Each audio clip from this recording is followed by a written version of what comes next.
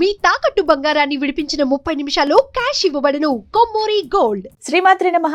సుమన్ టీవీకి స్వాగతం. నేను గీతాంజలి. ఈ శ్రావణ మాసంలో ప్రత్యేకించి విశేషంగా చేయవలసినటువంటి పనులు, చెయ్యకూడని పనులు, ఈ మాసం అంతా ఎంత ప్రత్యేకంగా మనం ఉండాలి, ఎటువంటి ఆరాధనలు చేయాలి, అమ్మవారికి ఇష్టమైనవి ఏమిటి, ఇష్టం లేనివేమిటి, మనం ఏ విధంగా ఉంటే త్వరగా ఆ లక్ష్మీ కటాక్షం పొందుతాం తెలుసుకుందాం. వివరించేందుకు ప్రస్తుతం మనతో పాటు ఉన్నారు శ్రీ కామాఖ్యామృత శోధన వ్యవస్థాపకులు, అమ్మవారి ఉపాసకులు వేణుశ్యామ అమ్మ. అమ్మతో మాట్లాడదాం.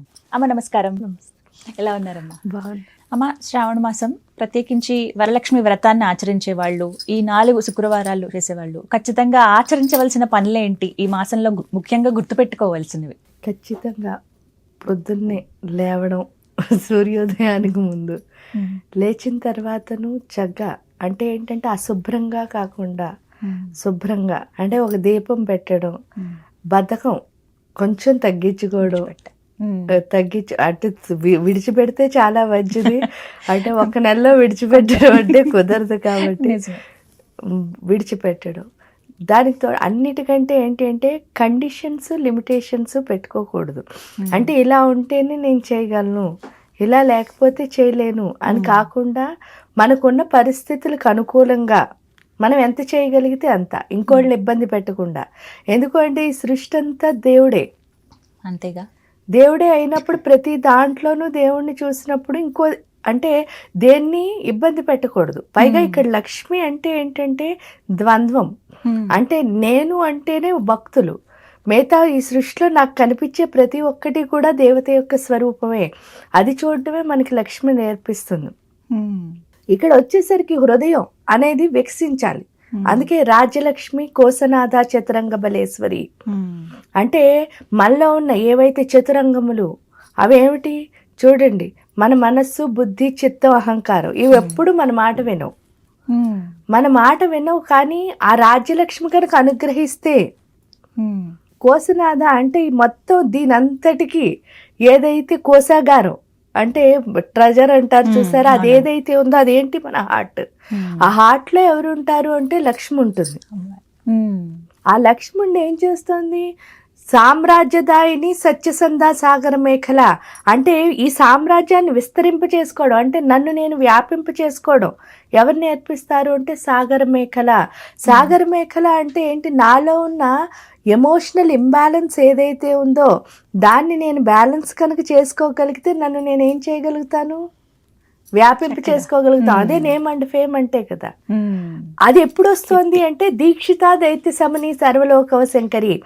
మీరు ఎప్పుడైతే ఒక పనిని, అది ఏదైనా కావచ్చు, మీరు చేస్తున్న పనిని కమిట్మెంట్తో చేయాలి. అంటే భక్తితో శ్రద్ధగా చేయాలి. కమిట్మెంట్ అంటే అంతే, భక్తి శ్రద్ధ. అంటే మీరు చేస్తున్న పని చాలా భక్తిగా, ఏ పని చేయండి, అది ఏదైనా పర్వాలేదు, డివోషన్ అంతే. కానీ శ్రద్ధ కూడా ఉండాలి అక్కడ. ఈ రెండు ఎప్పుడైతే ఉంటాయో మనలో ఉన్న దైత్యులందరూ పడుకుంటారు.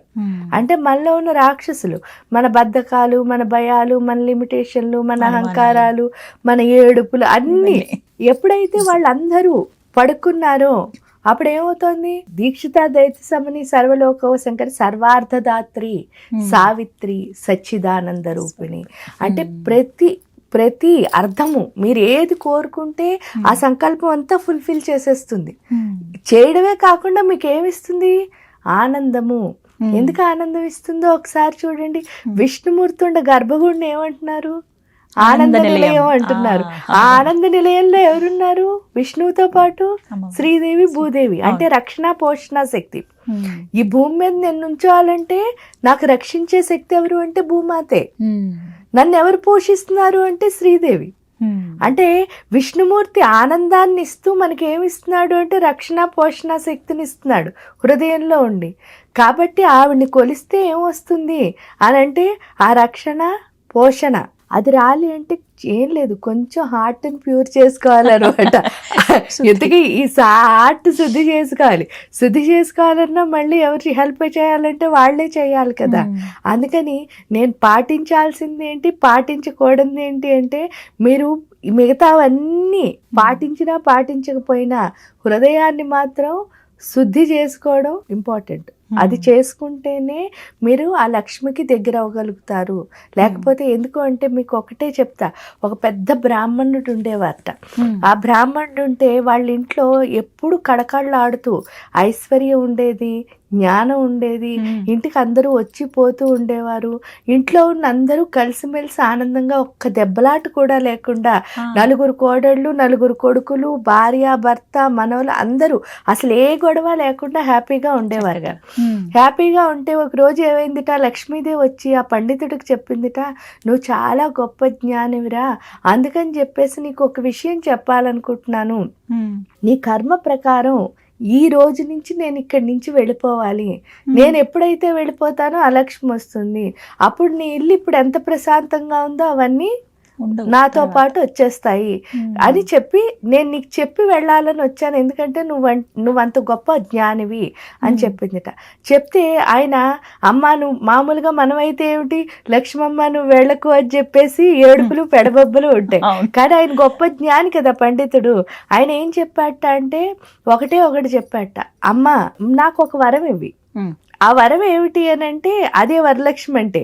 ఆవిడని అడిగిన వరం ఏమిటిట అంటే, నువ్వు వెళ్ళిపో, నీ టైం అయ్యి నా కర్మ ప్రకారం అలక్ష్మి రావాలి, వచ్చేస్తుంది. కానీ ఎటువంటి పరిస్థితుల్లోనూ కూడా నా ఇంట్లో ఉన్న ఎవ్వరూ జ్ఞానాన్ని కోల్పోకూడదు.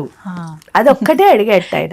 జ్ఞానాన్ని కోల్పోకూడదు అంటే సరే తథాస్తు, నేను వెళ్లే ముందు నీకు ఒక వరం ఇద్దాం అనుకున్నా, తథాస్తు అని చెప్పింది అమ్మవారు. అమ్మవారు చెప్పి ఆవిడ వెంటనే బయటికి వెళ్ళిపోయింది. బయటికి వెళ్ళగానే ఏమైందిట, ఈయనకి తెలుసు కానీ ఈయన అదేం కాదు, మామూలు ఆయన రోజు చేసుకుని మంత్రోపాసన అవన్నీ చేసుకుంటున్నాడు. చేసుకుంటూ ఉండేసరికి భార్య ఏం చేసిందిట, మొత్తం కొడుకులు నలుగురు, కోడళ్ళు, మనవలు, భర్త అందరికీ కలిపి రోజు వంట చేస్తారు ఆవిడ. వంట చేస్తూ గుడికి టైం అయిపోయింది. ఆవిడ దేవుడిది దండం పెట్టుకోవడానికి గుడికి వెళ్ళాలి. గుడికి టైం అయిపోయి ఏం చేసింది, పెద్ద కోడల్ని పిలిచి, అమ్మాయి కొంచెం ఈ కూర చూసుకో, కొంచెం సేపు 10 నిమిషాల్లో దించేయచ్చు, నేను గుడికి వెళ్ళొస్తాను, గుడ్ టైం అయిపోయిందని అత్తగారు చెప్పింది. అత్తగారు చెప్తే సరే అని చెప్పేసి కోడలు ఏం చేసింది, కూర కదుపుతూ అత్తయ్య ఉప్పు వేసిందో లేదో, ఎందుకంటే నైవేద్యం పెట్టకుండా వాళ్ళు రుచి చూడరు కాబట్టి అత్తయ్య ఉప్పు వేసిందో లేదో అని చిటికెడు ఉప్పు వేసి దాన్ని కలిపింది కోడలు కలిపిన తర్వాత ఆవిడ్ని పెళ్ళి ఏడుస్తూ పిలిచిందిట, పెద్ద కోడల్ని. పెళ్ళి ఏడుస్తూ పిలిచేసరికి ఇదేం చేసింది, రెండో కోడలికి ఆ చెల్లి ఒకసారి చూసుకోవే, నేను పెళ్ళి ఏడుస్తోంది అని చెప్పిందిట. పెళ్ళి ఏడుస్తోంది అంటే ఈ చెల్లి చూసుకోవడానికి వచ్చి ఈ చెల్లి కూడా కదుపుతూ ఏం చేసింట, అక్క వేసిందో లేదో అని చెప్పి ఇదో ఉప్పేసిన తర్వాత ఇక్కడికి అయిపోయిన తర్వాత మళ్ళీ దీన్ని భర్త పిలిచాడు, రెండో కోడల్ని. ఆవిడ వెళ్ళిపోతూ మూడో కోడలికి అప్పచెప్పింది, చెల్లి ఒకసారి చూసుకొని. ఈ చెల్లి కూడా ఈ అక్క వేసిందో లేదో అని చెప్పి ఇంత ఉప్పేసింది. వేసేసరికి ఇది అయ్యేసరికి నాలుగో కోడలు, ఆవిడకి ఏదో పని వచ్చి ఎవరో పిలిచి వెళ్తూ నాలుగో కోడల్ని పిలిచింది. నాలుగో కోళ్ళు కూడా అక్క వేసిందో లేదో అని చెప్పి ఉప్పేసింది. మొత్తం అత్తగారి నుంచి మొదలుపెట్టి నలుగురు కోడళ్ళు అందరూ ఉప్పేస్తూ ఆ కూరని ఏం చేశారు, ఉప్పు కషాయం చేస్తే ఏమైందిట, ఫస్ట్ వరుసగా మగవాళ్ళందరికీ పెట్టి వాళ్ళ ఇంటి సాంప్రదాయం ప్రకారం ఆడవాళ్ళు తినడం. ఫస్ట్ మామగారికి వడ్డించారు, తర్వాత పెద్ద కొడుకు, చిన్న కొడుకు, ఆ వరుసలో మొత్తం నలుగురు కొడుకులు మామగారు కూర్చున్నారు, వరుసగా వడ్డించారు. ఫస్ట్ మామగారు తిన్నారట. తినేసరికి ఉప్పు చాలా కసమైపోయేసరికి ఆయనకు అర్థమైంది, అలక్ష్మి మన ఇంట్లోకి ప్రవేశించింది. ఎందుకంటే అలక్ష్మి ప్రవేశించింది అనడానికి ఉదాహరణ, కూరల్లో ఉప్పు శాతం మనకి తెలియకుండానే మనం పెంచుకుంటూ వెళ్ళిపోతాం. చాలా మంది ఏంటనుకుంటారంటే కారం వల్ల మంచిది కాదు అంటే, చూడండి చప్పెడి తిన్నాను అని చెప్పేసి అంటే పూజలు చేసినప్పుడు కారం వల్ల అసలు ఏ ప్రాబ్లము లేదు. కారం వల్ల ఏమైనా ఉంటే ఎమోషనల్ ఇంబ్యాలెన్స్ ఉన్నది పోయి బ్యాలెన్స్ అవుతుంది. కానీ ఉప్పు అన్నది ఎప్పుడూ దరిద్రము. ఉప్పు వల్ల ఏంటి అంటే లోపల కూడా నిజంగా జబ్బులు వస్తాయి. ఇంట్లో కూడా ఏంటి అంటే అలక్ష్మి తాండవం ఆడుతున్నట్లు లెక్క. ఇంట్లో కూరల్లో ఉప్పు ఎక్కువైతే అయ్యేసరికి మామగారు ఏం మాట్లాడకుండా కామ్గా తినేస్తాడు, అంత ఉప్పు ఎక్కువైనా. అయ్యో తండ్రి తిన్నాడు, అంత ఉప్పు ఎక్కువైనా ఏం మాట్లాడలేదు కాబట్టి నేను మాట్లాడకూడదని పెద్ద కొడుకు తినేస్తాడు. అన్న తండ్రి మాట్లాడలేదు కాబట్టి నేను మాట్లాడకూడదని చెప్పి చిన్న కొడుకు. అలా మొత్తం నలుగురు అనుకుని ఎవ్వరూ ఏం మాట్లాడకుండా తినేస్తారు. తర్వాత అత్తగారు కోడళ్ళు అందరూ తింటున్నప్పుడు అత్తగారు కూడా ఏం మాట్లాడదు, అయ్యో కోడళ్ళు బాధపడతారని చెప్పేసి వీళ్ళెవ్వరూ ఏం మాట్లాడుకోరు. తర్వాత ఫైనల్గా నేను ఉప్పేశానని చెప్పుకోవడంలో అప్పుడు మామగారు, ఆ తల్లి నన్ను రక్షించావు, ఎందుకు అంటే ఎవరు ఈ ఉప్పు కోసం దెబ్బలాడుకోకుండా, ఎందుకు అంటే జ్ఞానం ఉంది కదా అని చెప్పేసి లక్ష్మీదేవికి దండం పెట్టుకుంటాడు. ఆ దండం అది ఏమిటి అంటే ఆ లక్ష్మి యొక్క స్వరూపం ఎప్పుడైనా సరే అదే. అందువల్ల ఇంట్లో ఏ గొడవ లేకుండా ప్రశాంతత అన్నది రావాలి అంటే మనం కొంచెం హార్ట్ఫుల్గా ఆవిడని ఏం చేయాలి, ధ్యానించాలంతే. చూడండి, ఆవిడ ఆ ఇంట్లోంచి వెళ్ళిపోయినా కూడా మీరు చూస్తే వాళ్ళ మీద ఆవిడ కరుణ ఉంది. అంటే ఆవిడ వదిలేయలేదు, అక్కడికి వాళ్ళ కర్మ ప్రకారం ఏదైనా రానివ్వండి, కానీ ఈవిడ వాళ్ళని వదలలేదు. అంటే లక్ష్మి అంటే ప్రకృతి స్వరూపం, ఆ తల్లి ప్రకృతి అంతా ఆవిడే ఉన్నది, ఇంక మన ఎలా వదులుతుంది? కాబట్టి మనం కొంచెం ఏం చెయ్యొద్దు, మన హృదయాన్ని ఆవిడకి అర్పించాలంతే.